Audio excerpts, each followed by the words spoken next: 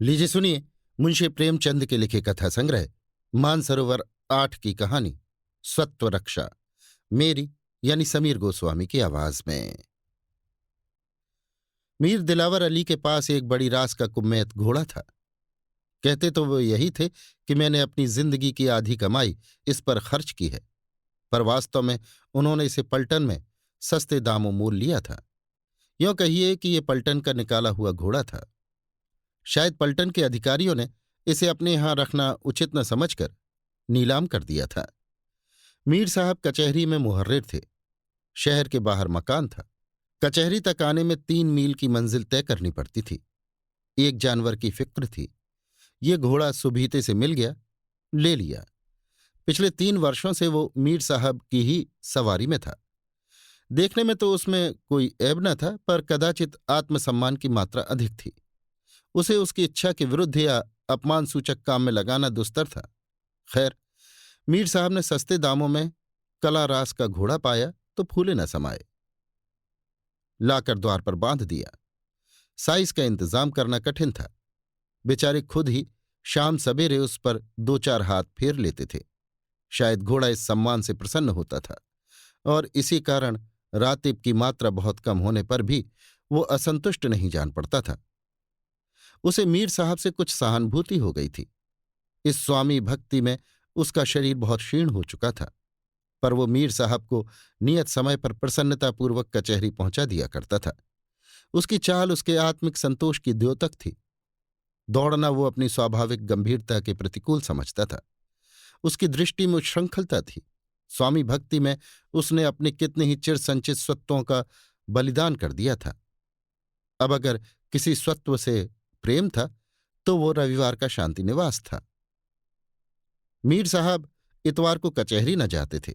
घोड़े को मलते, नहलाते, तैराते थे। इसमें उसे हार्दिक आनंद प्राप्त होता था। वहां कचहरी के पेड़ के नीचे बंधे हुए सूखी घास पर मुंह मारना पड़ता था। लू से सारा शरीर झुलस जाता था। कहाँ इस दिन छप्परों की शीतल छाह में हरी हरी दूब खाने को मिलती थी।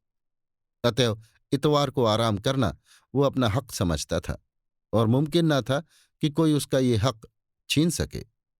मीर साहब ने कभी कभी बाजार जाने के लिए इस दिन उस पर सवार होने की चेष्टा की, पर इस उद्योग में बुरी तरह मुंह की खाई।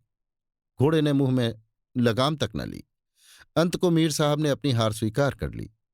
वो उसके आत्मसम्मान को आघात पहुंचाकर अपने अवयवों को परीक्षा में न डालना चाहते थे। मीर साहब के पड़ोस में एक मुंशी सौदागर लाल रहते थे। उनका भी कचहरी से कुछ संबंध था।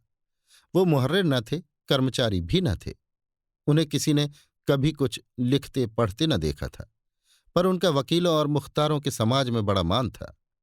मीर साहब से उनकी दांत काटी रोटी थी। जेठ का महीना था। बारातों की धूम थी। बाजे वाले सीधे मुंह बात न करते थे। आतिशबाज के द्वार पर गरज के बावले लोग चरखी की भांति चक्कर लगाते थे। भाड़ और कथक लोगों को उंगलियों पर नचाते थे। पालकी के कहार पत्थर के देवता बने हुए थे। भेंट लेकर भी न पसीजते थे। इसी सहालगों की धूम में मुंशी जी ने भी लड़के का विवाह ठान दिया। दबाव वाले आदमी थे।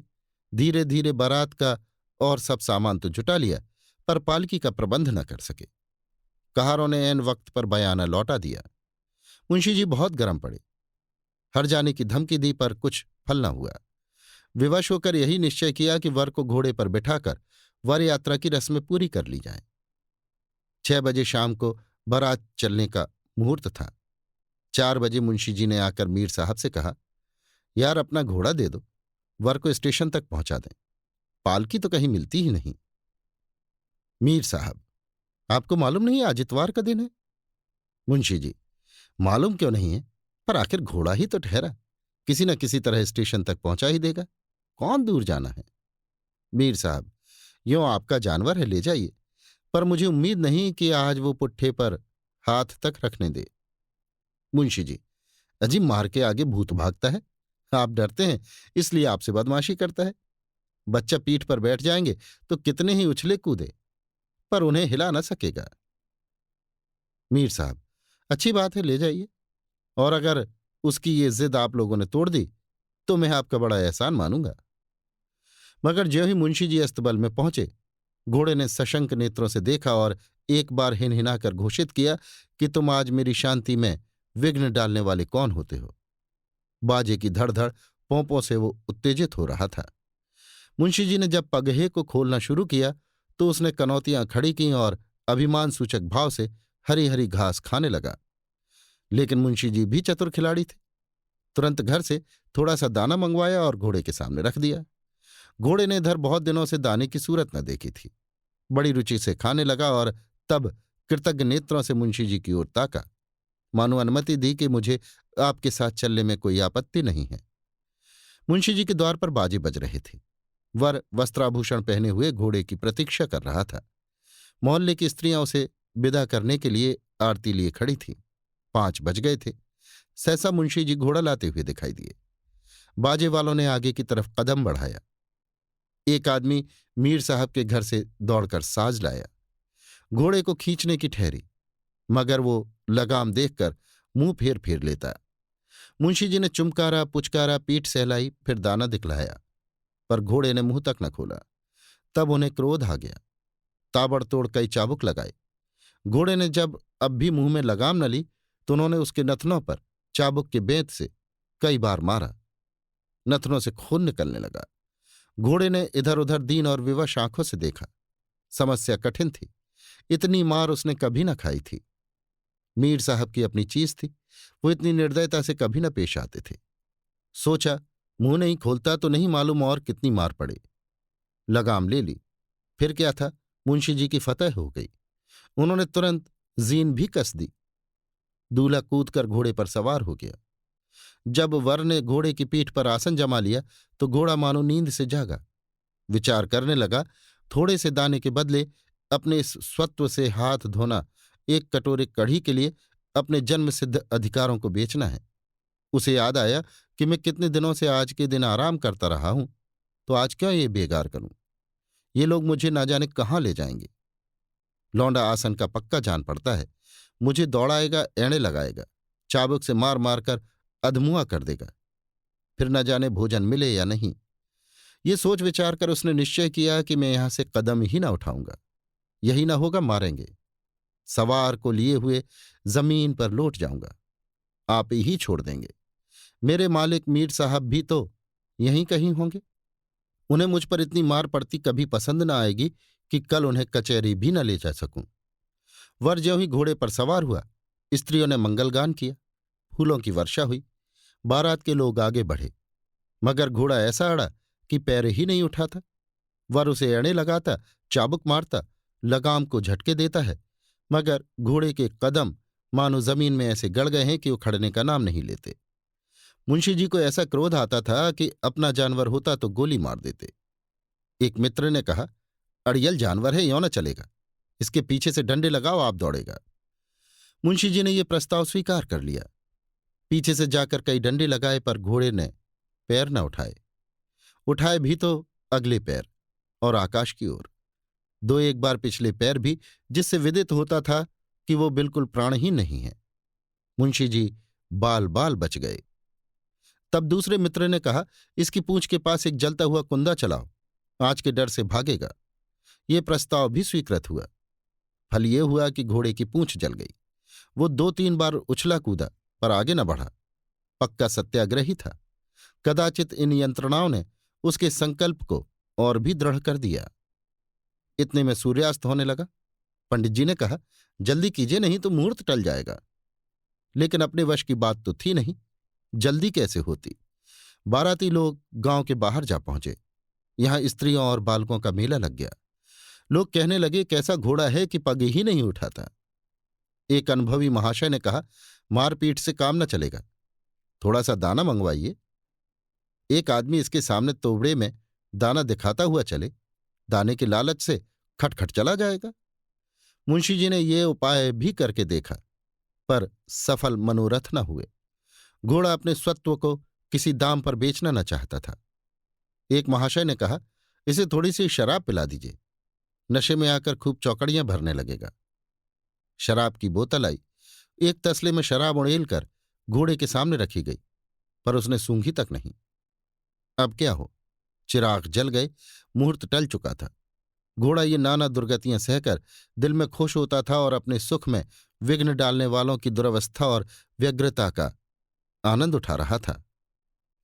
उसे इस समय इन लोगों की प्रयत्नशीलता पर एक दार्शनिक आनंद प्राप्त हो रहा था।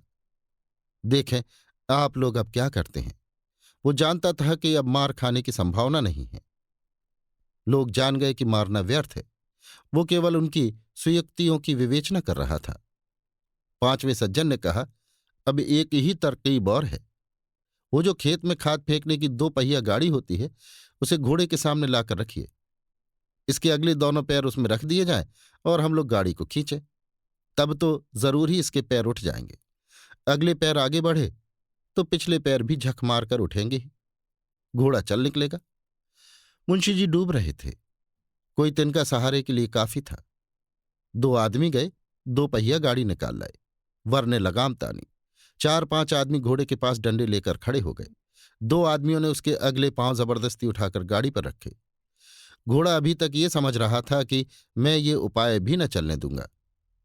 लेकिन जब गाड़ी चली तो उसके पिछले पैर आप ही आप उठ गए। उसे ऐसा जान पड़ा मानो पानी में बहा जा रहा हूं। कितना ही चाहता था कि पैरों को जमा लूं, पर कुछ अक्ल काम न करती थी। चारों ओर शोर मचा, चला चला। तालियां पड़ने लगीं। लोग ठट्ठे मार मार कर हंसने लगे। घोड़े को ये उपहास और ये अपमान असह्य था, पर करता क्या। हां, उसने धैर्य न छोड़ा। मन में सोचा, इस तरह कहां तक ले जाएंगे। ज्यों ही गाड़ी रुकेगी मैं भी रुक जाऊंगा। मुझसे बड़ी भूल हुई। मुझे गाड़ी पर पैर ही न रखना चाहिए था। अंत में वही हुआ जो उसने सोचा था। किसी तरह लोगों ने 100 कदम तक गाड़ी खींची, आगे न खींच सके। 100-200 कदम ही खींचना होता तो शायद लोगों की हिम्मत बंध जाती, पर स्टेशन पूरे 3 मील पर था। इतनी दूर घोड़े को खींच ले जाना दुस्तर था। ज्यों ही गाड़ी रुकी, घोड़ा भी रुक गया। वर ने फिर लगाम को झटके दिए, एड़ लगाई, चाबुकों की वर्षा कर दी, पर घोड़े ने अपनी टेक न छोड़ी। उसके नथनों से खून निकल रहा था। चाबुकों से सारा शरीर छिल गया था।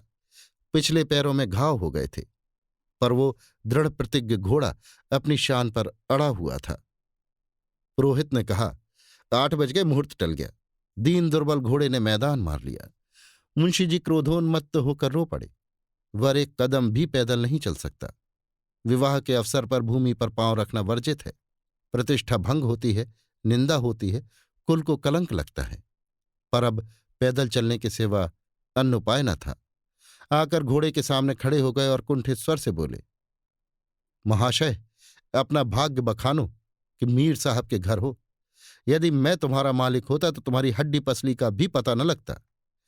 इसके साथ ही मुझे आज मालूम हुआ कि पशु भी अपने स्वत्व की रक्षा किस प्रकार कर सकता है। मैं न जानता था तुम व्रतधारी हो। बेटा उतरो, बारात स्टेशन पहुंच रही होगी। चलो पैदल ही चलें। हम आपस ही के 10-12 आदमी हैं, हंसने वाला कोई नहीं। ये रंगीन कपड़े उतार दो। रास्ते में लोग देखेंगे तो हंसेंगे कि पांव पांव ब्याह करने जाता है। चल बे अड़ियल घोड़े, तुझे मीर साहब के हवाले कराऊं। अभी आप सुन रहे थे मुंशी प्रेमचंद के लिखे कथा संग्रह मानसरोवर 8 की कहानी स्वत्व रक्षा, मेरी यानी समीर गोस्वामी की आवाज में।